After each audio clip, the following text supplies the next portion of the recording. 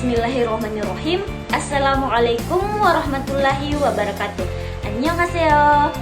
Perkenalkan, saya Hastiana dengan NIM D1F122011 dari Fakultas Teknologi Kesehatan Program Studi D3 Teknik Kardiovaskuler. Di video ini saya akan mempresentasikan materi dengan judul kertas kerja untuk memenuhi tugas dari Ibu Runi Meirati selaku dosen mata kuliah Bahasa Indonesia. Sebelum masuk ke pembahasan yang lebih lanjut, di sini saya akan membahas 3 poin utama tentang kertas kerja. Yang pertama, bagaimana definisi kertas kerja itu sendiri. Yang kedua, faktor-faktor yang harus diperhatikan dalam pembuatan kertas kerja. Nah, yang ketiga, tujuan dari pembuatan kertas kerja itu sendiri. Nah, poin yang pertama itu apa definisi kertas kerja itu sendiri? Kertas kerja atau working paper adalah suatu kertas yang berkolom-kolom atau berlajur-lajur, artinya kolom demi kolom, yang direncanakan secara khusus untuk menghimpun semua data-data akuntansi yang dibutuhkan pada saat perusahaan akan menyusun laporan keuangan dengan cara sistematis. Poin yang kedua, faktor-faktor yang harus diperhatikan dalam pembuatan kertas kerja. Yang pertama itu lengkap, artinya berisi semua informasi pokok, tidak memerlukan penjelasan tambahan secara lisan. Nah, yang kedua, teliti. Dalam pembuatan kertas kerja, auditor harus memperhatikan ketelitian dalam penulisan dan perhitungan, sehingga kertas kerja bebas dari kesalahan tulisan. Yang ketiga, ringkas, harus dibatasi pada informasi yang pokok saja dan yang relevan dengan tujuan audit yang dilakukan serta disajikan secara ringkas. Auditor harus menghindari rincian yang tidak perlu.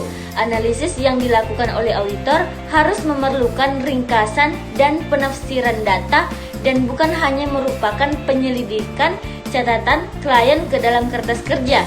Keempat, jelas. Kenapa harus jelas? Karena dalam penyajian informasi kepada pihak-pihak yang akan memeriksa kertas kerja perlu diusahakan oleh auditor. Penggunaan istilah yang menimbulkan arti ganda perlu dihindari. Penyajian informasi secara sistematik perlu dilakukan.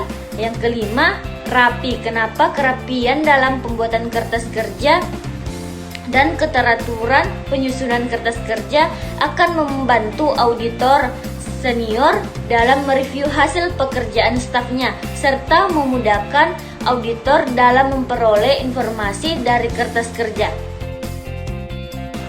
Poin yang ketiga itu tujuan kertas kerja. Yang pertama, membantu proses pembuatan laporan keuangan.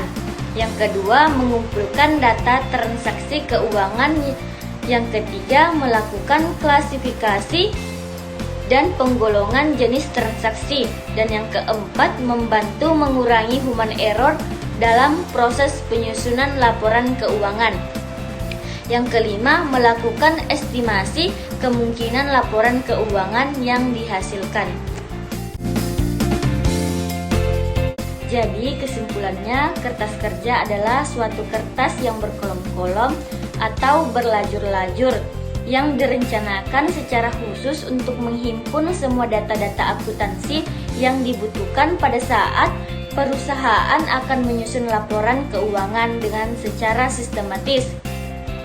Kertas kerja sangat penting bagi auditor untuk mendukung opini audit, untuk membuktikan bahwa auditor melakukan penugasan berdasarkan standar dan serta kebijakan yang berlaku. Pada umumnya, kertas kerja disusun setelah terlebih dahulu dibuat jurnal penyesuaian, serta kertas kerja itu merupakan alat bantu untuk menyusun laporan keuangan yang mencerminkan penyusunan laporan keuangan. Jadi, kertas kerja tidak dipakai hanya dalam bidang ekonomi, tetapi semua pihak berhak memakai kertas kerja sesuai kebutuhan masing-masing.